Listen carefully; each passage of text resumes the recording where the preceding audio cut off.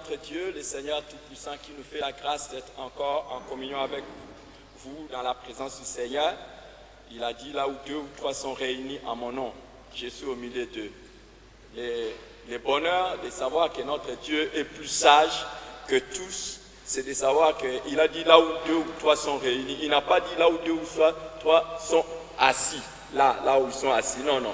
Nous pouvons être en communion à distance et Dieu nous écouter, nous exaucer par sa bonté et sa miséricorde.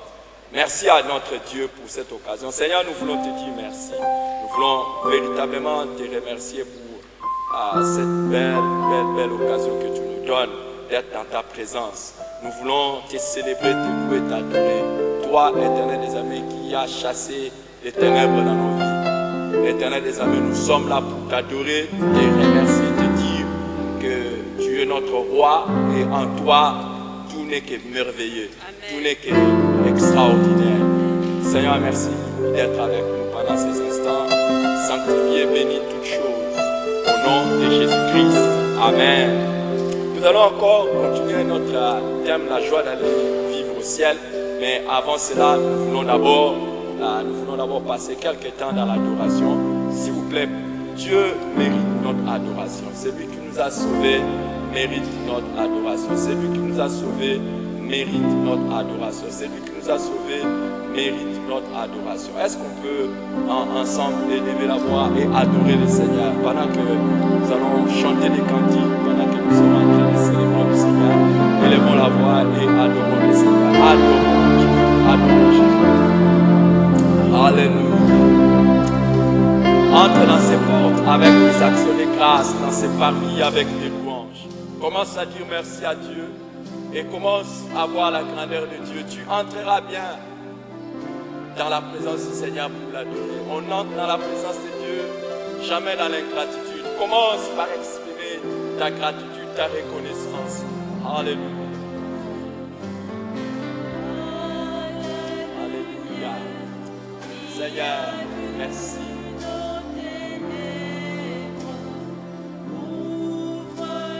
Oh, merci notre Dieu. Merci notre Dieu de nous ouvrir les yeux, éternel des amis, pour que nous te voyons. Merci pour ta grâce et ta bonté, éternel des amis, que tu ne cesses de manifester, Seigneur. Nos âmes supplient après toi. Seigneur notre Dieu, toi la lumière éternelle qui éclaire nos âmes. Oh Seigneur éternel des amis. Oh, tu as vu nos ténèbres, éternel des amis. Et tu es venu du ciel, éternel des amis, oh mon Dieu. Tu es venu du ciel, notre Dieu. Alléluia. Alléluia. Que mon cœur adore, mon âme soupire après toi.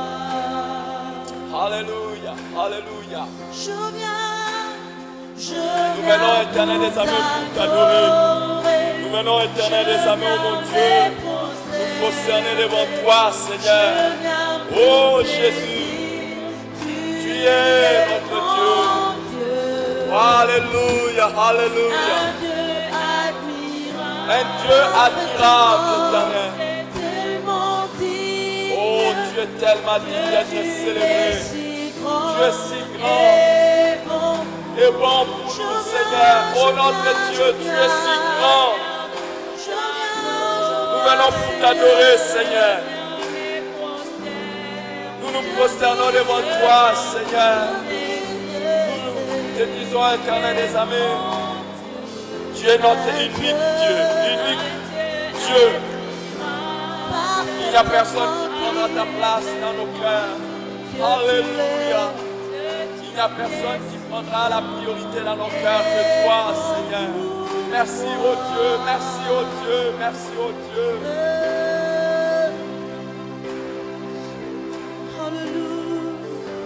Alléluia. Alléluia.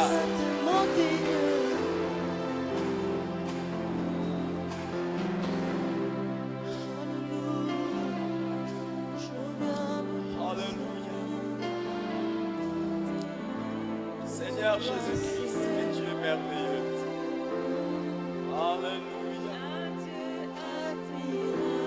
Tu es un Dieu admirable. Parfaitement digne.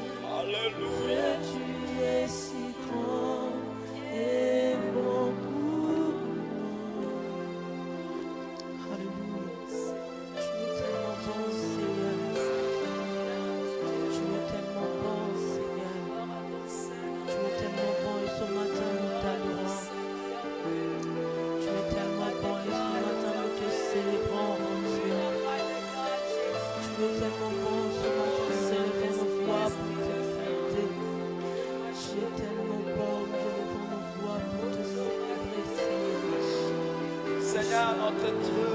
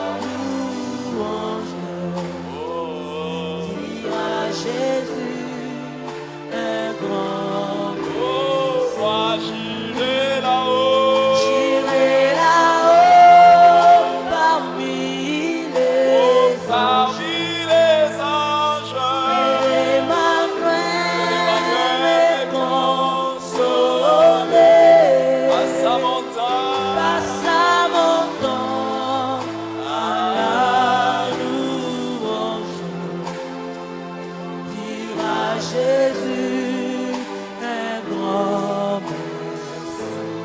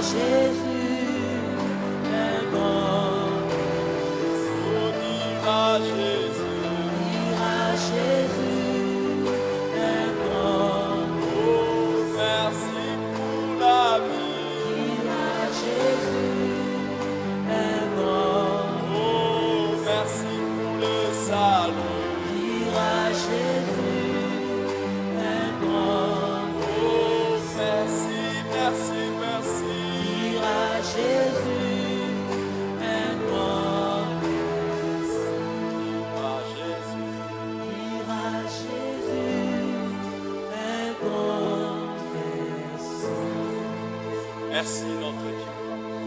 Waouh, quel bonheur.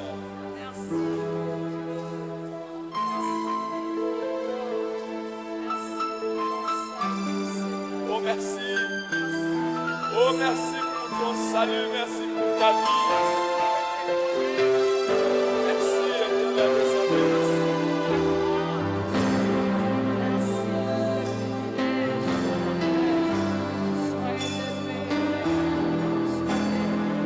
Oh notre Dieu, merci.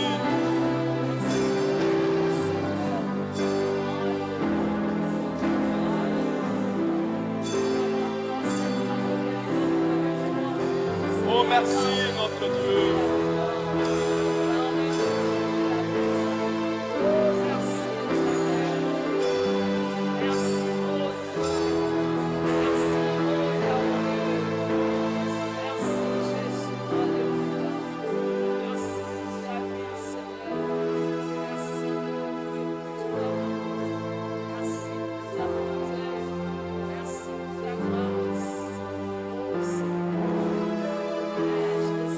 Merci Jésus. Tu n'as pas voulu les ciels sans nous. C'est pour ça que tu as quitté les ciels et tu es descendu ici sur terre.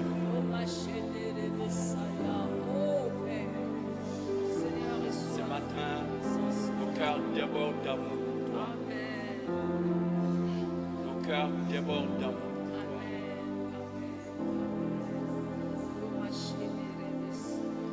Ciel, tu es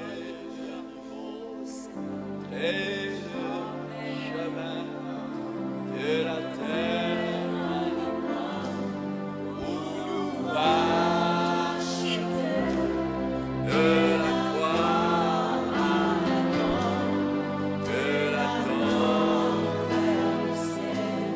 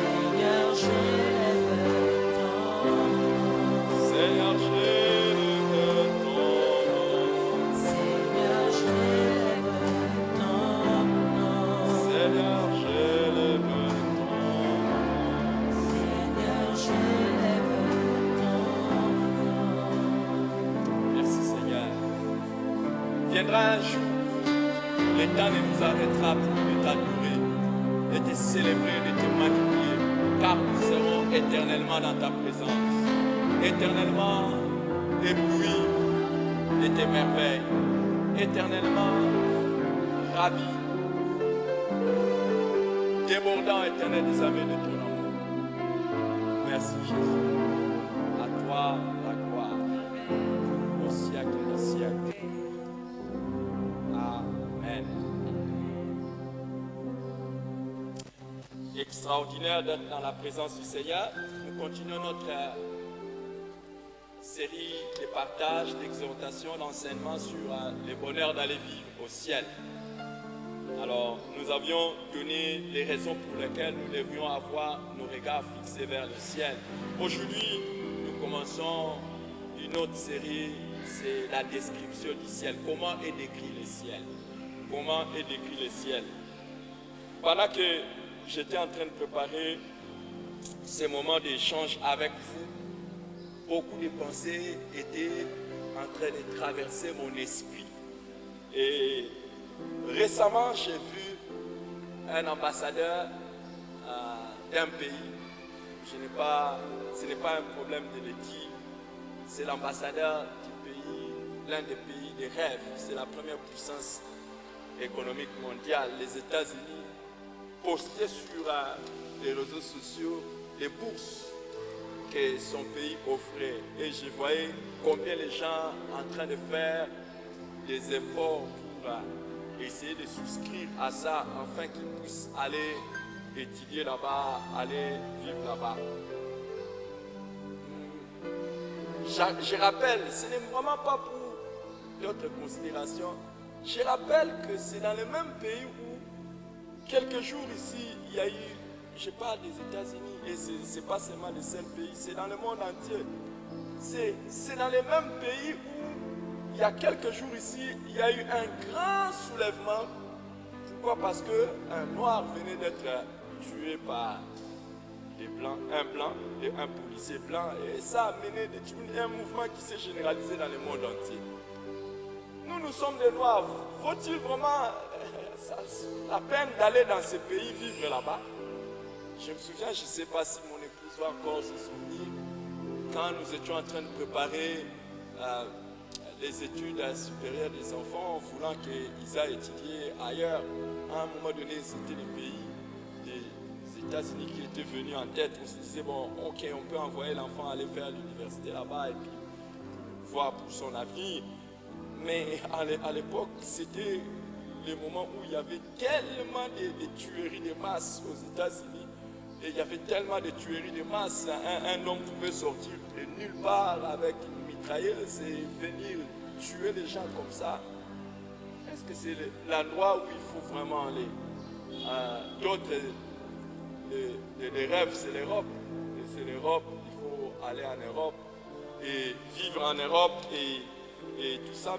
Quand on regarde tout le terrorisme qu'il y a là-bas, hier encore je voyais le mouvement qui s'est passé dans un pays, un mouvement qu'on a appelé le mouvement des sans-papiers, c'est-à-dire des gens qui sont là-bas depuis des années. J'ai suivi personnellement un monsieur qui dit, j'ai fait 15 ans dans ces pays, on ne m'a pas donné les papiers, donc je n'ai pas le droit de travail, je n'ai pas la dignité. Est-ce que ça vaut la peine d'aller dans ces pays-là? Est-ce que c'est là la fin de nos souffrances?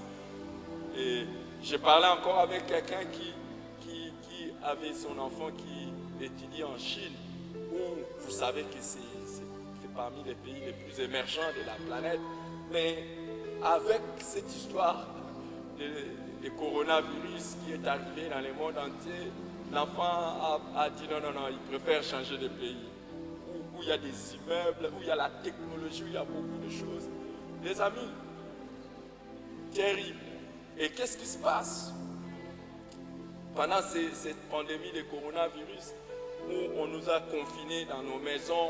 C'était pratiquement dans le monde entier que des milliards de personnes ont été obligées de rester chez eux à la maison à cause d'un virus qui était en train de circuler. On l'appelait un ennemi inconnu. Alors il y a même plus circulation au niveau international, des vols annulés, les sociétés aériennes paralysées, ils sont obligés de faire, ils sont obligés d'être subventionnés, tout ça. Les amis, je suis tenté de vous dire que le meilleur n'est pas ici sur la terre. Et je dois vous assurer cela, que le meilleur n'est pas ici. Vous savez pourquoi ils sont en train de vite ouvrir les frontières? C'est pour faire tourner l'économie, parce que pratiquement même les grandes puissances sont tombées en faillite. Donc il n'y a pas un endroit où nous allons vivre et être sécurisés pour longtemps ici sur la terre. Il n'y en a pas. Et parmi les raisons pour lesquelles ils sont en train d'ouvrir, parce que pour la plupart d'entre eux, les tourismes, c'est-à-dire le tourisme, le fait que les visiteurs viennent voir votre pays, constitue une grande source de richesse. Et il y en a qui se bagarrent pour ouvrir des sites touristiques. Mais j'ai une bonne nouvelle pour celui qui est en train de me suivre aujourd'hui. Il y a un meilleur endroit, et il y a un meilleur endroit où nous irons, où il n'y aura aucun problème. Il n'y aura aucun problème. Il y a un meilleur endroit où nous irons, où il n'y aura aucun virus.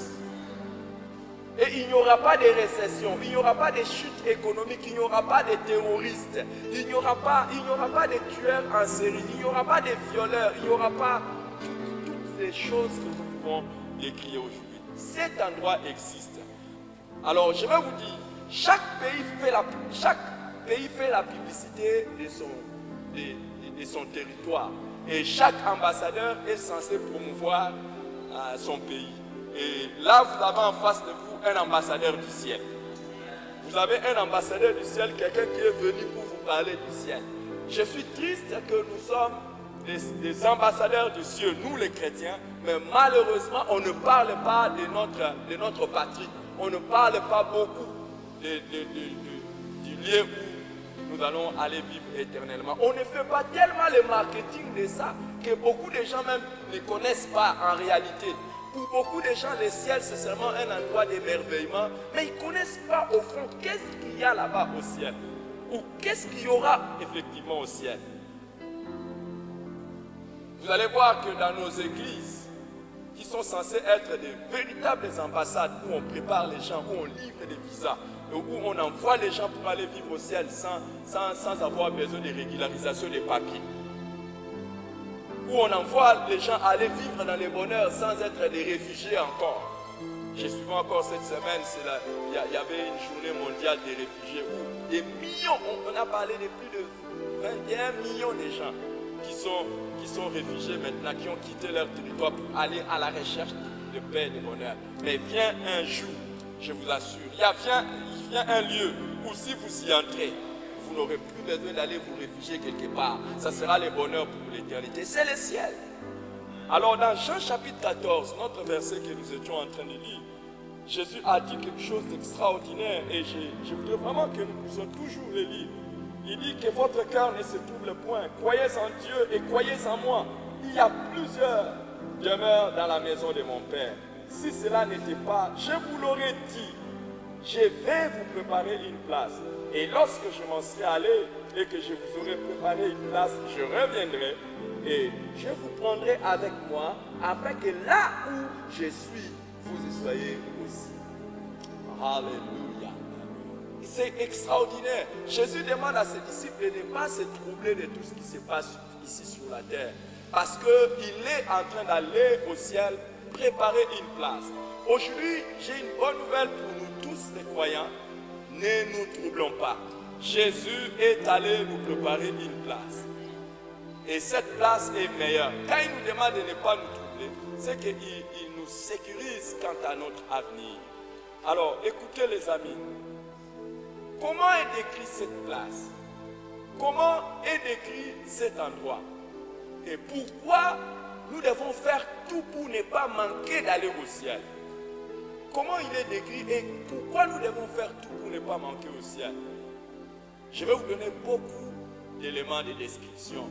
Beaucoup d'éléments de description du ciel. Mais aujourd'hui, laissez-moi juste introduire et vous dire que le ciel est le lieu de l'habitation de Dieu. Le ciel est le lieu de l'habitation de Dieu. Vous savez, s'il y a une meilleure place dans un pays, si on s'y pose, s'il y a la place la plus sécurisée dans un pays, s'il y a un endroit le plus sûr dans un pays, c'est généralement là où habite le roi, là où habite le président. Mais imaginez maintenant, nous parlons de là où habite le créateur de tout l'univers. C'est là dont nous parlons, le ciel. Beaucoup de gens font des efforts pour aller visiter la Maison Blanche aux États-Unis. Quand vous êtes aux États-Unis, vous êtes à Washington, si vous cherchez à tout prix aller visiter, c'est là que siège, c'est là que gouverne l'homme le plus puissant de la planète. C'est l'homme le plus puissant de la planète. Mais il y en a un qui est au-dessus de toutes les planètes. Lui gouverne les planètes et les galaxies. Et même n'importe qui se trouve dans ses mains. C'est là que nous partons. Je voudrais que pour rien au monde, toi et moi, nous puissions rater d'aller au ciel. Pour rien au monde. Pour rien au monde. Donc vous comprenez que le ciel incarne déjà quelque chose d'extraordinaire. Du fait seulement que c'est la demeure de Dieu. Ça incarne quelque chose d'extraordinaire. Dans Matthieu chapitre 6, le verset 9, lorsque Jésus veut nous montrer comment prier, il dit notre Père qui est aux cieux. En fait, il nous donne là où se trouve notre Dieu. C'est dans les cieux. Notre Père qui est aux cieux. Il dit qu'on les sanctifie. Il dit que ton nom soit sanctifié. Que ton règne vienne, que ta volonté soit faite sur la terre comme au ciel. Et la suite de la prière. Imaginez les amis, que nous nous adressons à Dieu qui est au ciel pour qu'il puisse pourvoir à nos besoins. Donc vous comprenez que le ciel est l'endroit à partir duquel Dieu gouverne tout ce qui se passe dans le monde. Et aller au ciel, c'est l'endroit où nous pouvons déjà imaginer que nous ne manquerons plus jamais de quelque chose. Parce que nous sommes dans la présence de Dieu. Aller au ciel, c'est aller dans l'endroit où nous serons dans la sécurité la plus totale. Où nous ne pourrons plus jamais ressentir une petite insécurité, où nous ne pourrons plus jamais ressentir même un petit besoin. Où nous ne pourrons plus voir n'importe quelle mauvaise chose que nous avons ici sur la terre. Parce que le ciel, c'est l'endroit où lui qui est amour, Dieu est amour. La Bible nous dit que Dieu est amour. C'est là où l'amour de Dieu se donne et l'amour de Dieu se reçoit. Oh, combien de fois nous nous sentons pas beaucoup aimés, pas beaucoup pris en charge. Mais il y a un endroit, quand nous allons être là, nous serons comblés de l'amour. Ne manquons pas, pour rien au monde, comme je le disais, ne manquons pas le ciel. C'est le lieu de la sainteté de Dieu, c'est le lieu de sa sainteté. C'est le lieu où il n'y a aucun mal. Il n'y a plus rien de mauvais. Comme je le disais tantôt, là où Dieu se trouve, c'est là où règne l'ordre, là où règne l'harmonie, là où il y a la paix, là où il y a la justice. La Bible nous dit que Dieu n'est pas un Dieu de désordre. Dieu est le Dieu d'ordre. Dieu est le Dieu de l'harmonie. C'est là que nous allons. C'est là que nous allons. Et c'est là qu'il ne faut pas manquer. Là où il y aura la justice. Là où il y aura l'unité entre nous. Il n'y aura plus de trahison là-bas au ciel. Parce que Dieu, c'est dans son environnement. Sa gloire sera partagée. Sa sainteté sera partagée. Son amour sera partagé. La joie du Saint-Esprit va nous combler. Vous savez que parmi les choses que nous allons vivre à cause de la présence de Dieu au ciel, parmi les choses que nous allons vivre, nous ne pourrons plus jamais avoir la possibilité d'être un peu triste. Il n'y aura plus de place pour les tristesses. La joie du Saint-Esprit va nous accaparer de manière extraordinaire. C'est l'endroit, le ciel, c'est la demeure de Dieu où non seulement il règne et il fait tout ce qu'il veut. Actuellement, vous savez que c'est de là-bas aussi qu'il nous envoie tout ce que nous attendons de lui. Et c'est aussi de là-bas, c'est aussi du ciel qu'il fait descendre les jugements sur les méchants. Vous savez, par exemple, dans la Bible, nous voyons chaque fois que les gens ont mal fait, Dieu du ciel fait descendre un jugement et ça tombe sur la terre. Ça, c'est pour les méchants. Mais nous aussi, quand Jésus avait dit comment vous devez prier, il nous a dit, dites notre Père qui est aux cieux. Cette prière de Jésus est extraordinaire. Il a voulu que nous puissions détourner nos regards de la terre comme source de notre solution ultime. Il a dit, regardez au ciel. Dites notre Père qui est au ciel. Dans la prière, nos yeux sont tournés vers Dieu qui est au ciel, sachant que le meilleur vient du ciel et que s'il décide quelque chose, rien ne peut l'arrêter. Notre Dieu est au-dessus de tout. Et quand nous parlons aussi du ciel comme la demeure de Dieu, nous voyons le ciel comme là où il est au-dessus de toutes les dominations, les autorités qui peuvent se nommer. Dieu est au-dessus de tous. Donc nous serons à un endroit où plus jamais un mauvais esprit ne peut venir nous perturber. Plus jamais, même lui-même le diable, plus jamais, le diable ne peut venir nous perturber. Nous avons des problèmes ici sur la terre. Et que ce soit, pas seulement les non-croyants, même les croyants, nous avons des problèmes où des fois le diable nous fait du mal. C'est un ennemi vaincu, mais qui cherche toujours à nous nuire. Vous vous souvenez de Paul? Il a mis un ange de Satan pour le souffléter dans sa chair. Mais ce genre de choses ne seront plus au ciel. Parce qu'ils ne peuvent pas accéder dans la présence de Dieu. Je te vois être attiré par le désir et l'envie d'aller vivre dans la demeure de Dieu. Amen. Dans la maison de Dieu. C'est extraordinaire. Ça, c'est la première description du ciel. Mais la deuxième description du ciel, si nous avons besoin de les comprendre, c'est de là que vient et est rentré le Christ. Le ciel, c'est de là que vient et est rentré le Christ. Vous savez, dans Jean chapitre 6, le verset 42, il a dit que c'est lui le Père qui est descendu du ciel. Jésus-Christ est descendu du ciel. Je sais que nous ne pouvons pas imaginer. Je sais que nous ne pouvons pas imaginer. Vous savez, un jour, quelqu'un était en train de visiter le tombeau d'un missionnaire.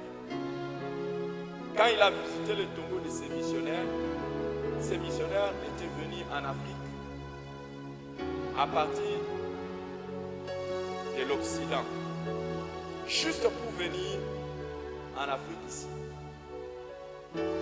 Et pendant qu'il était ici en Afrique pour prêcher l'évangile, un jour, quelque chose de très malheureux lui est arrivé. Ces missionnaires étaient seuls. Il n'avait plutôt qu'un fils unique. Son épouse et lui, Dieu leur avait donné un fils unique. Et ce qui va se passer, c'est que le jour de Noël, un jour de Noël, les missionnaires voulaient fêter avec les gens du village. Malheureusement, il n'y avait pas d'électricité.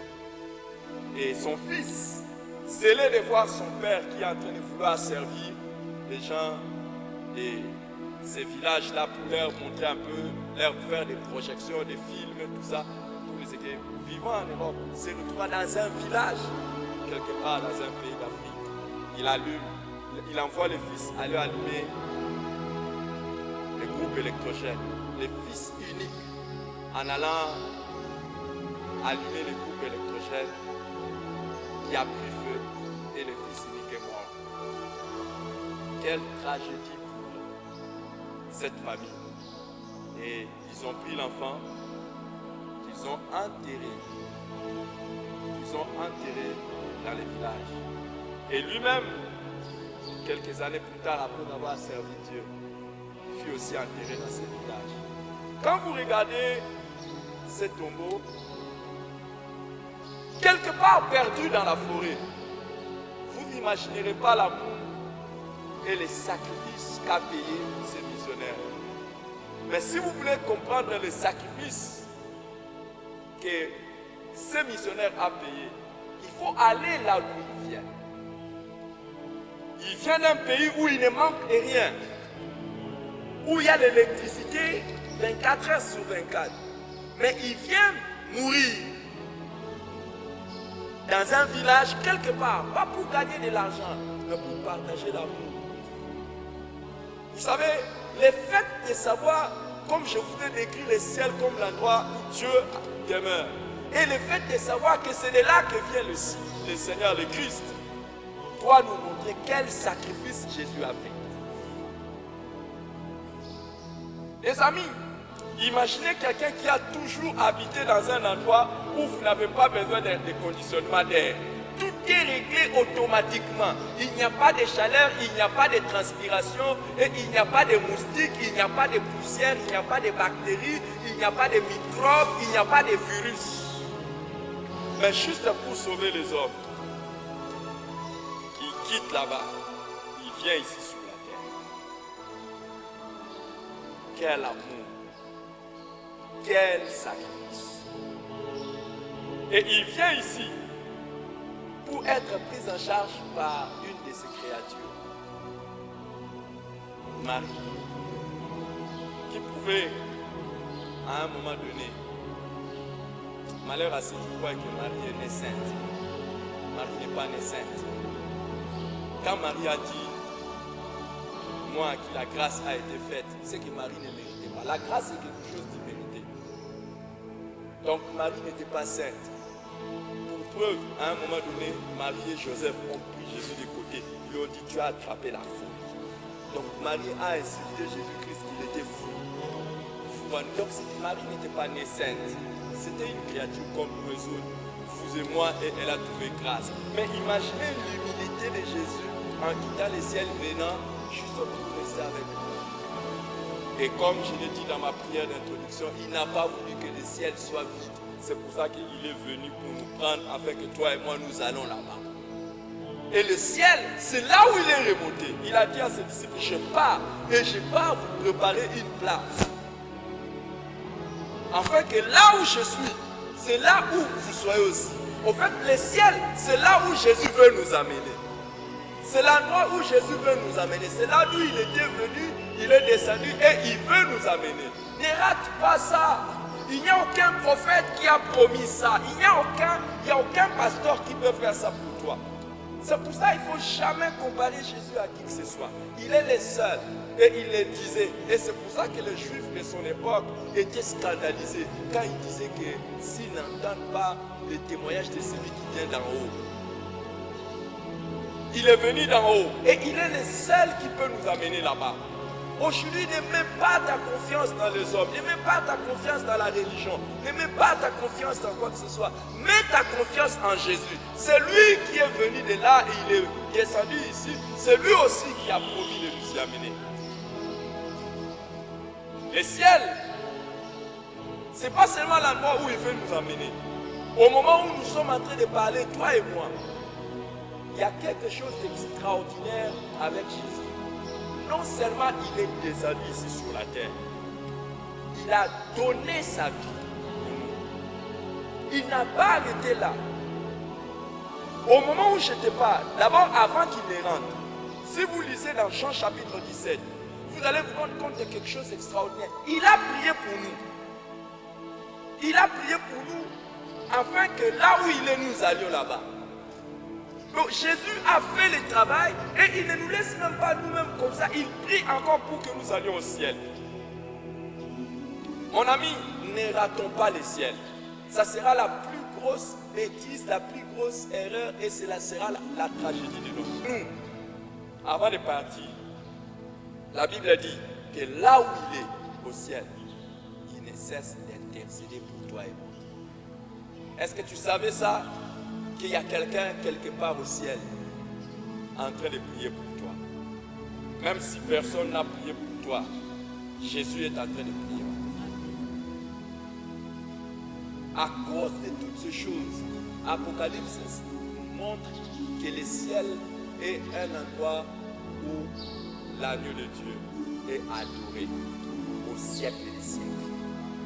C'est un endroit où Jésus-Christ est adoré au siècle des siècles. À cause de ce qu'il a fait ici sur la terre, à cause du fait qu'il a accepté de faire la volonté du Père, quitter le ciel, descendre sur la terre et nous racheter, nous sauver, nous qui avons accepté que nous sommes des pécheurs, nous qui avons donné nos cœurs et nos vies à Jésus-Christ. Du fait qu'il l'a fait, c'est là. Même le Père lui-même, dans Philippiens chapitre 2, on nous dit, à cause de cela, Dieu le Père lui a donné le nom qui est au-dessus de tout nom, afin qu'au nom de Jésus-Christ, tout genou fléchisse dans le ciel, sur la terre et sous la terre, et que toute langue confesse que Jésus-Christ est Seigneur à la gloire de Dieu le Père. À cause de ce qu'il a fait, au moment où nous parlons, il y en a, peut-être, j'espère que tu n'es pas de ceux-là. Il y en a qui continuent à rejeter Jésus. Nous ne sommes pas de ceux-là. Nous avons accepté Jésus en acceptant d'abandonner les péchés et en mettant notre foi en lui.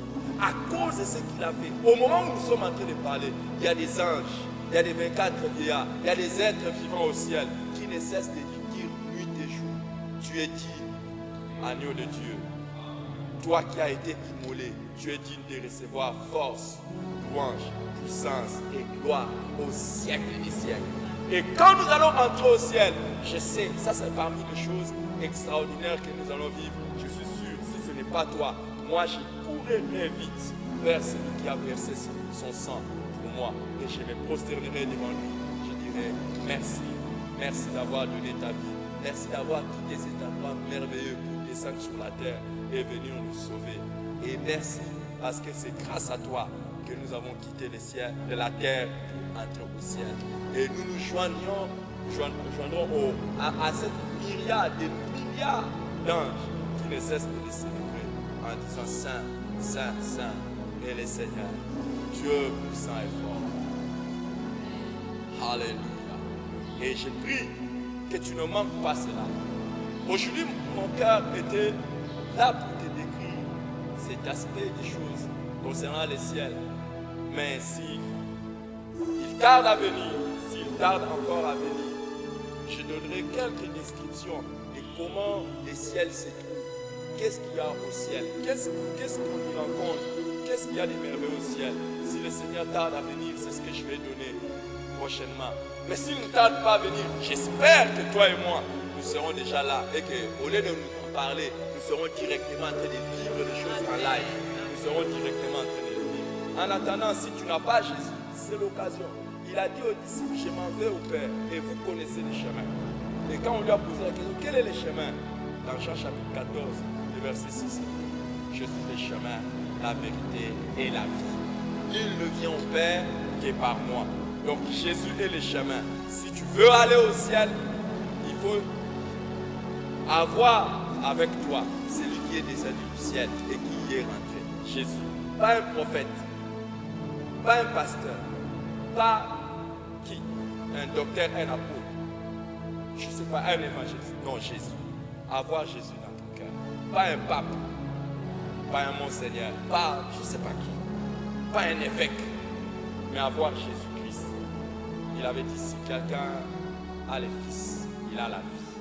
Si quelqu'un n'a pas le Fils de Dieu, il n'a pas la vie. Et nous qui avons le Fils, c'est l'occasion pour nous de les célébrer et de les bénir. Est-ce qu'on peut prier le Seigneur ensemble? Gloire à toi, Seigneur. Gloire, gloire, gloire à Dieu. Chantons gloire, gloire,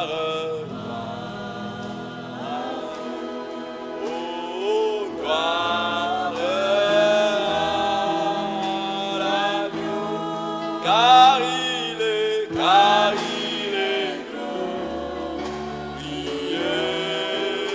et digne d'hériter l'agneau et